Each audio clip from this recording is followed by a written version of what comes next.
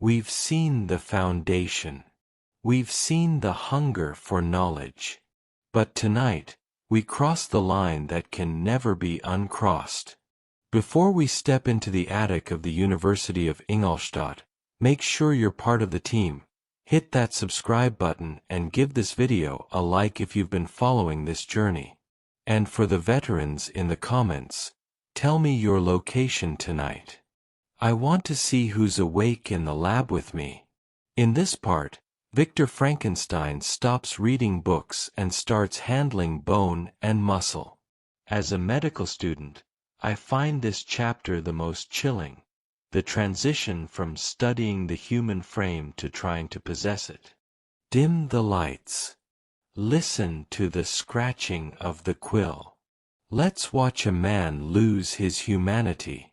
Chapter 4. From this day, natural philosophy, and particularly chemistry, in the most comprehensive sense of the term, became nearly my sole occupation. I read with ardor those works, so full of genius and discrimination, which modern inquirers have written on these subjects. I attended the lectures and cultivated the acquaintance of men of science at the university, and I found even in them Clerval a great deal of sound sense and real information combined, it is true, with a repulsive physiognomy and manners, but not on that account the less valuable. In M. Waldman I found a true friend. His gentleness was never tinged by dogmatism, and his instructions were given with an air of frankness and good nature that banished every idea of pedantry.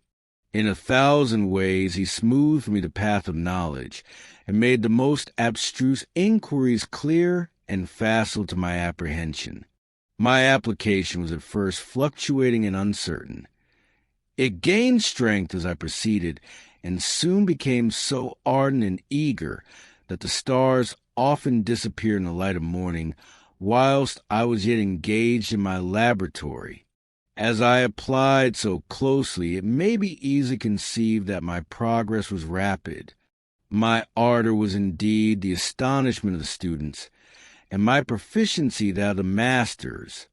Professor Clerval often asked me, with a sly smile, how Cornelius Agrippa went on, whilst M. Waldman expressed the most heartfelt exultation in my progress. 2 years passed in this manner, during which I paid no visit to Geneva, but was engaged heart and soul in the pursuit of some discoveries which I hope to make. None but those who have experienced them can conceive of the enticements of science. In other studies you go as far as others have gone before you, and there is nothing more to know. But in a scientific pursuit there is continual food for discovery and wonder. A mind of moderate capacity which closely pursues one study must infallibly arrive at great proficiency in that study.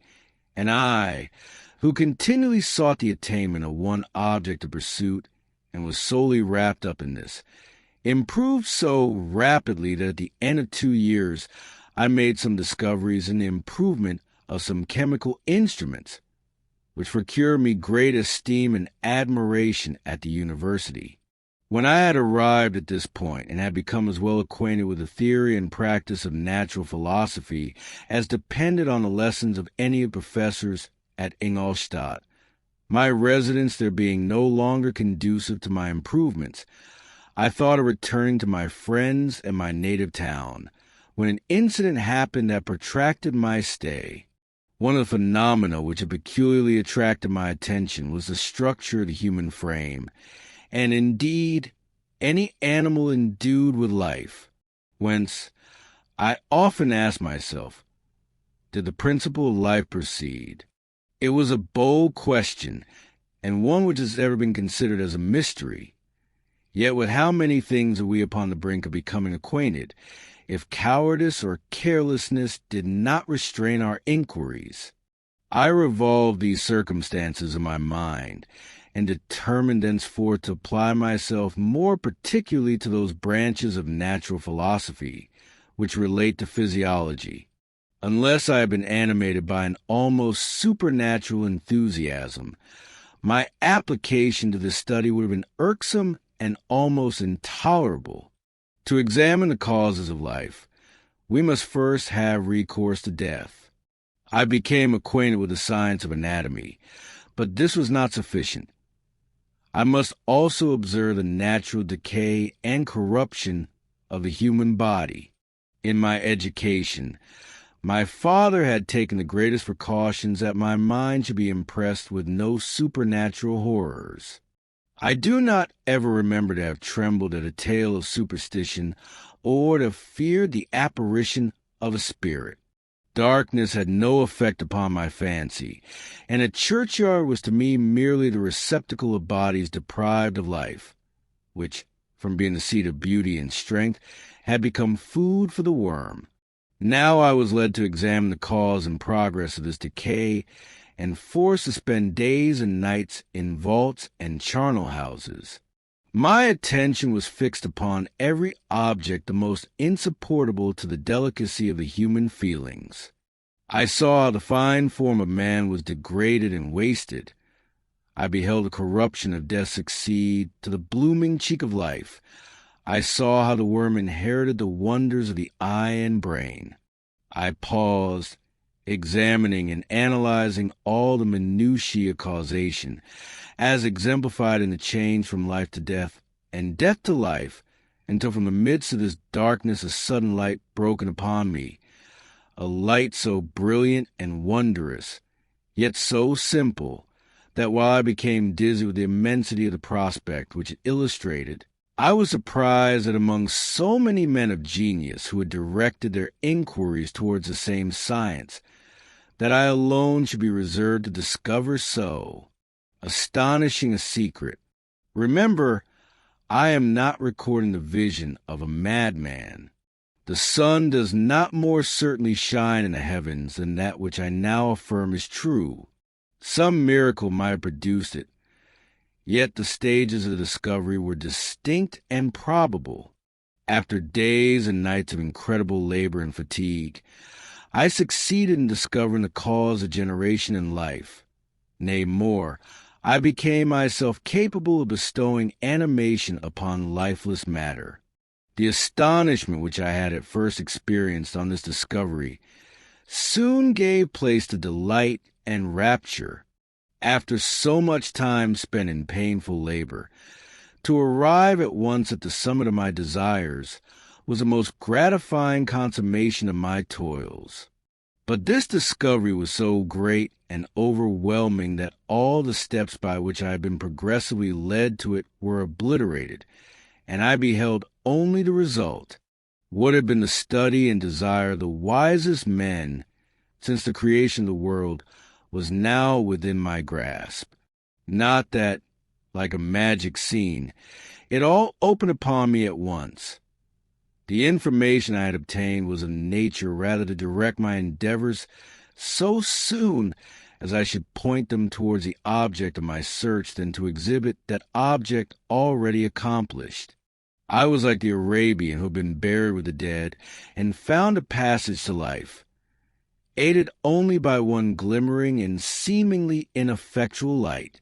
I see by your eagerness and the wonder and hope which your eyes express, my friend, that you expect to be informed of the secret with which I am acquainted.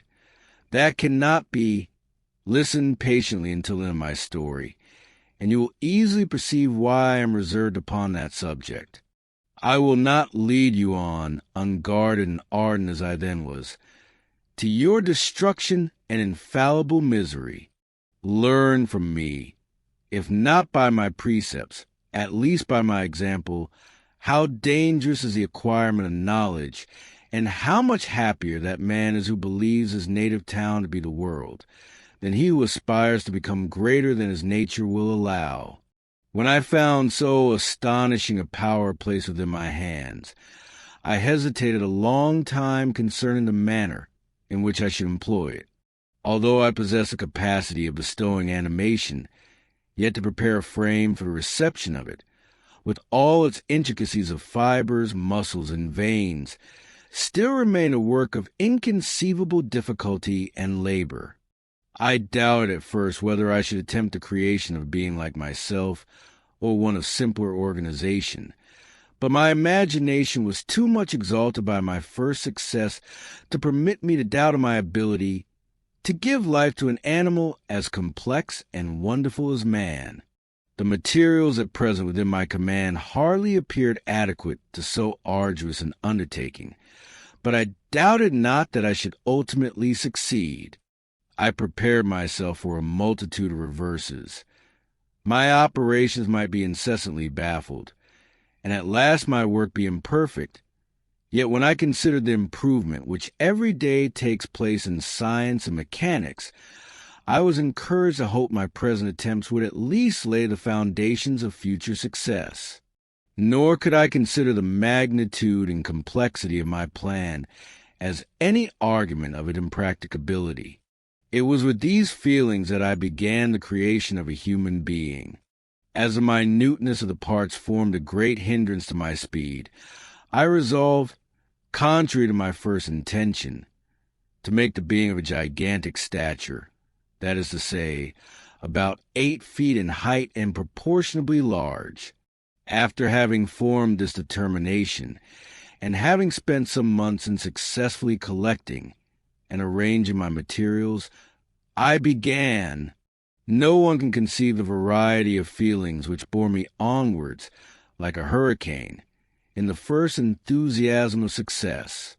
Life and death appeared to me ideal bounds, which I should first break through and pour a torrent of light into our dark world.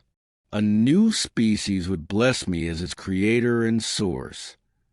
Many happy and excellent natures would owe their being to me. No father could claim the gratitude of his child so completely as I should deserve theirs. Pursuing these reflections, I thought that if I could bestow animation upon lifeless matter, I might, in process of time, although I now found impossible, renew life where death had apparently devoted the body to corruption. These thoughts supported my spirits, while I pursued my undertaking with unremitting ardor. My cheek had grown pale with study, and my person had become emaciated with confinement. Sometimes, on the very brink of certainty, I failed, yet still I clung to the hope which the next day or the next hour might realize.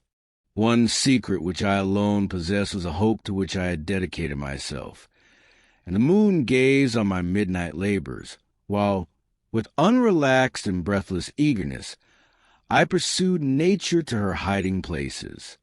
Who shall conceive the horrors of my secret toil as I dabbled among the unhallowed damps of the grave, or tortured the living animal to animate the lifeless clay? My limbs now tremble, and my eyes swim with the remembrance, but then a resistless and almost frantic impulse urged me forward. I seemed to have lost all soul or sensation but for this one pursuit. It was indeed but a passing trance that only made me feel with renewed acuteness so soon as, the unnatural stimulus ceasing to operate, I had returned to my old habits. I collected bones from Charnel-Houses and disturbed, with profane fingers, the tremendous secrets of the human frame. In a solitary chamber, or rather cell, at the top of the house, and separated from all the other apartments by a gallery and staircase, I kept my workshop of filthy creation. My eyeballs were starting from their sockets and attending to the details of my employment. The dissecting room and the slaughterhouse furnished many of my materials, and often did my human nature turn with loathing from my occupation, whilst, still urged on by an eagerness which perpetually increased, I brought my work near to a conclusion. The summer months passed while I was thus engaged, heart and soul, in one pursuit. It was a most beautiful season. Never did the fields bestow a more plentiful harvest, or the vines yield a more luxuriant vintage, but my eyes were insensible to the charms of nature, and the same feelings which made me neglect the scenes around me caused me also to forget those friends who were so many miles absent, and whom I had not seen for so long a time. I knew my silence disquieted them, and I well remembered the words of my father. I know that while you are pleased with yourself, you will think of us with affection, and we shall hear regularly from you. You must pardon me if I regard any interruption in your correspondence as a proof that your other duties are equally neglected. I knew well, therefore, what would be my father's feelings, but I could not tear my thoughts from my employment, loathsome in itself, but which had taken an irresistible hold of my imagination. I wished, as it were, to procrastinate all that related to my feelings of affection until the great object, which swallowed up every habit of my nature, should be completed. I then thought that my father would be unjust if he ascribed my neglect to vice or faultiness on my part, but I am now convinced that he was justified in conceiving that I should not be altogether free from blame. A human being in perfection ought always to preserve a calm and peaceful mind, and never to allow passion or a transitory desire to disturb his tranquillity. I do not think that the pursuit of knowledge is an exception to this rule. If the study to which you apply yourself has a tendency to weaken your affections and to destroy your taste for those simple pleasures in which no alloy can possibly mix, then that study is certainly unlawful, that is to say, not befitting the human mind. If this rule were always observed, if no man allowed any pursuit whatsoever to interfere with the tranquillity of his domestic affections, Greece had not been enslaved. Caesar would have spared his country. America would have been discovered more gradually, and the empires of Mexico and Peru had not been destroyed. But I forget that I am moralizing in the most interesting part of my tale, and your looks remind me to proceed. My father made no reproach in his letters, and only took notice of my silence by inquiring into my occupations more particularly than before. Winter, spring, and summer passed away during my labors, but I did not watch the blossom or the expanding leaves, sights which before always yielded me supreme delight. So deeply was I engrossed in my occupation. The leaves of that year had withered before my work drew near to a close, and now every day showed me more plainly how well I had succeeded. But my enthusiasm was checked by my anxiety, and I appeared rather like one doomed by slavery to toil in the mines, or any other unwholesome trade, than an artist occupied by his favorite employment. Every night I was oppressed by a slow fever, and I became nervous to the most painful degree. The fall of the leaf startled me, and I shunned my fellow creatures, as if I had been guilty of a crime. Sometimes I grew alarmed at the wreck I perceived that I had become. The energy of my purpose alone sustained me. My labors would soon end, and I believed that exercise and amusement would then drive away incipient disease, and I promised myself both of these when my creation should be complete. Chapter 5. It was on a dreary night in November that I beheld the accomplishment of my toils. With an anxiety that almost amounted to agony, I collected the instruments of life around me, that I might infuse a spark of being into the lifeless thing that lay at my feet. It was already 1 a.m.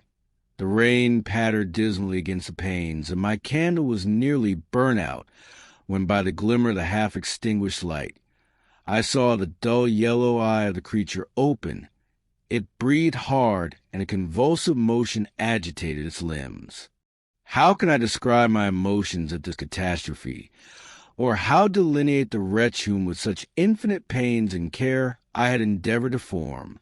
His limbs were in proportion, and I had selected his features as beautiful. Beautiful? Great God! His yellow skin scarcely covered the work of muscles and arteries beneath. His hair was a lustrous black and flowing, his teeth of a pearly whiteness. But these luxuriances only formed a more horrid contrast with his watery eyes, that seemed almost the same color as the dun-white sockets in which they were set, his shriveled complexion, and straight black lips. The different accidents of life are not so changeable as the feelings of human nature. I had worked hard for nearly 2 years for the sole purpose of infusing life into an inanimate body. For this I had deprived myself of rest and health. I had desired it with an ardor that far exceeded moderation. But now that I had finished, the beauty of the dream vanished, and breathless horror and disgust filled my heart. Unable to endure the aspect of the being I had created, I rushed out of the room, and continued a long time traversing my bedchamber, unable to compose my mind to sleep. At length lassitude succeeded to the tumult I had before endured, and I threw myself in the bed in my clothes, endeavoring to seek a few moments of forgetfulness. But it was in vain. I slept indeed, but I was disturbed by the wildest dreams. I thought I saw Elizabeth in the bloom of health, walking in the streets of Ingolstadt. Delighted and surprised, I embraced her, but as I imprinted the first kiss on her lips, they became livid with the hue of death. Her features appeared to change, and I thought that I held the corpse of my dead mother in my arms. A shroud enveloped her form, and I saw the grave worms crawling in the folds of the flannel. I started from my sleep with horror. A cold dew covered my forehead, my teeth chattered, and every limb became convulsed. When by the dim and yellow light of the moon, as it forced its way through the window shutters, I beheld the wretch, the miserable monster whom I had created. He held up the curtain of the bed, and his eyes, if eyes they may be called, were fixed on me. His jaws open, and he muttered some inarticulate sounds, while a grin wrinkled his cheeks. He might have spoken, but I did not hear. One hand was stretched out, seemingly to detain me, but I escaped and rushed downstairs. I took refuge in the courtyard belonging to the house which I inhabited, where I remained during the rest of the night, walking up and down in the greatest agitation, listening attentively, catching and fearing each sound as if it were to announce the approach of the demoniacal corpse to which I had so miserably given life. Oh, no mortal could support the horror of that countenance. A mummy again endued with animation could not be so hideous as that wretch. I had gazed on him while unfinished.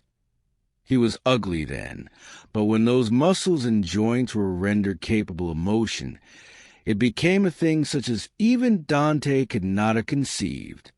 I passed the night wretchedly. Sometimes my pulse beat so quickly and hardly that I felt the palpitation of every artery. At others, I nearly sank to the ground through languor and extreme weakness. Mingled with this horror, I felt the bitterness of disappointment. Dreams that had been my food and pleasant rest for so long a space were now become a hell to me, and the change was so rapid, the overthrow so complete. Morning, dismal and wet, at length dawned and discovered to my sleepless and aching eyes the church of Ingolstadt, its white steeple and clock, which indicated the 6th hour. The porter opened the gates of the court, which had that night been my asylum, and I issued into the streets, pacing them with quick steps, as if I sought to avoid the wretch whom I feared every turning of the street would present to my view. I did not dare return to the apartment which I inhabited, but felt impelled to hurry on, although drenched by the rain which poured from a black and comfortless sky. I continued walking in this manner for some time, endeavoring by bodily exercise to ease the load that weighed upon my mind. I traversed the streets without any clear conception of where I was or what I was doing. My heart palpitated in the sickness of fear, and I hurried on with irregular steps, not daring to look about me, like one who, on a lonely road, doth walk in fear and dread, and, having once turned round, walks on, and turns no more his head, because he knows a frightful fiend doth close behind him tread. Coleridge's Ancient Mariner. Continuing thus, I came at length opposite to the inn at which the various diligences and carriages usually stopped. Here I paused. I knew not why, but I remained some minutes with my eyes fixed on a coach that was coming toward me from the other end of the street. As it drew nearer, I observed that it was the Swiss diligence. It stopped just where I was standing, and on the door being opened, I perceived Henry Clerval, who, on seeing me, instantly sprung out. "My dear Frankenstein," exclaimed he, "how glad I am to see you! How fortunate that you should be here at the very moment of my alighting!" Nothing could equal my delight on seeing Clerval. His presence brought back to my thoughts my father, Elizabeth, and all those scenes of home so dear to my recollection. I grasped his hand, and in a moment forgot my horror and misfortune. I felt suddenly, and for the first time during many months, calm and serene joy. I welcomed my friend, therefore, in the most cordial manner, and we walked towards my college. Clerval continued talking for some time about our mutual friends and his own good fortune in being permitted to come to Ingolstadt. "You may easily believe," said he, "how great was the difficulty to persuade my father that all necessary knowledge was not comprised in the noble art of bookkeeping. And indeed, I believe I left him incredulous to the last, for his constant answer to my unwearied entreaties was the same as that of the Dutch schoolmaster in the Vicar of Wakefield. 'I have 10,000 florins a year without Greek. I eat heartily without Greek.' But his affection for me at length overcame his dislike of learning, and he has permitted me to undertake a voyage of discovery to the land of knowledge. It gives me the greatest delight to see you. But tell me how you left my father, brothers, and Elizabeth." "Very well, and very happy, only a little uneasy that they hear from you so seldom. By the by, I mean to lecture you a little upon their account myself. But, my dear Frankenstein," continued he, stopping short and gazing full in my face, "I did not before remark how very ill you appear. So thin and pale, you look as if you had been watching for several nights." "You have guessed right. I have lately been so deeply engaged in one occupation that I have not allowed myself sufficient rest, as you see. But I sincerely hope, that all these employments are now at an end, and that I am at length free." I trembled excessively. I could not endure to think of, and far less to allude to, the occurrences of the preceding night. I walked with quick pace, and we soon arrived at my college. I then reflected, and the thought made me shiver, that the creature whom I had left in my apartment might still be there, alive and walking about. I dreaded to behold this monster, but I feared still more that Henry should see him, entreating him, therefore, to remain a few minutes at the bottom of the stairs. I darted up towards my own room. My hand was already on the lock of the door before I recollected myself. I then paused, and a cold shivering came over me. I threw the door forcibly open, as children are accustomed to do when they expect a spectre to stand in waiting for them on the other side. But nothing appeared. I stepped fearfully in. The apartment was empty, and my bedroom was also freed from its hideous guest. I could hardly believe that so great a good fortune could have befallen me. But when I became assured that my enemy had indeed fled, I clapped my hands for joy and ran down to Clerval. We ascended into my room, and the servant presently brought breakfast, but I was unable to contain myself. It was not joy only that possessed me. I felt my flesh tingle with excess of sensitiveness, and my pulse beat rapidly. I was unable to remain for a single instant in the same place. I jumped over the chairs, clapped my hands, and laughed aloud. Clerval at first attributed my unusual spirits to joy on his arrival, but when he observed me more attentively, he saw a wildness in my eyes for which he could not account, and my loud, unrestrained, heartless laughter frightened and astonished him. "My dear Victor," cried he, "what, for God's sake, is the matter? Do not laugh in that manner. How ill you are! What is the cause of all this?" "Do not ask me," cried I, putting my hand before my eyes, for I thought I saw the dreaded spectre glide into the room. "He can tell. Oh, save me! Save me! I imagine that the monster sees me." I struggled furiously and fell down in a fit. Poor Clerval! What must have been his feelings? A meeting which he anticipated with such joy, so strangely turned to bitterness. But I was not the witness of his grief, for I was lifeless and did not recover my senses for a long, long time. This was the commencement of a nervous fever, which confined me for several months. During all that time Henry was my only nurse. I afterwards learned that, knowing my father's advanced age and unfitness for so long a journey, and how wretched my sickness would make Elizabeth, he spared them this grief by concealing the extent of my disorder. He knew that I could not have a more kind and attentive nurse than himself, and, firm in the hope he felt of my recovery, he did not doubt that, instead of doing harm, he performed the kindest action that he could towards them. But I was in reality very ill, and surely nothing but the unbounded and unremitting attentions of my friend could have restored me to life. The form of the monster on whom I bestowed existence was forever before my eyes, and I raved incessantly concerning him. Doubtless my words surprised Henry. He at first believed them to be the wanderings of my disturbed imagination, but the pertinacity with which I continually recurred to the same subject persuaded him that my disorder indeed owed its origin to some uncommon and terrible event. By very slow degrees, and with frequent relapses that alarmed and grieved my friend, I recovered.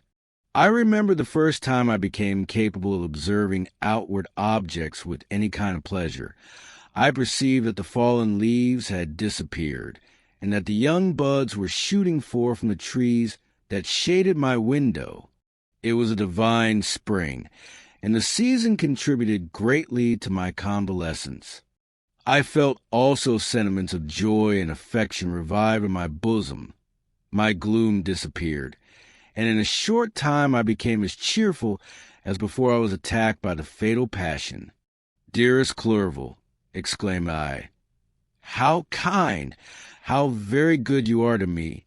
This whole winter, instead of being spent in study, as you promised yourself, has been consumed in my sick room. How shall I ever repay you? I feel the greatest remorse for the disappointment of which I have been the occasion, but you will forgive me.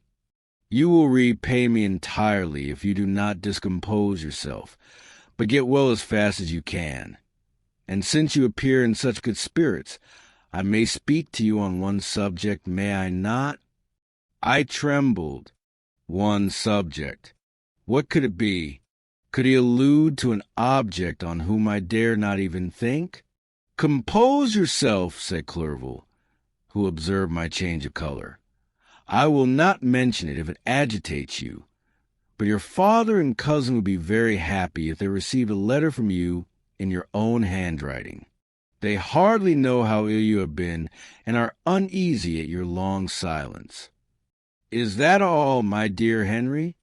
How could you suppose that my first thought would not fly towards those dear, dear friends whom I love, and who are so deserving of my love? If this is your present temper, my friend, you will perhaps be glad to see a letter that has been lying here some days for you. It is from your cousin, I believe.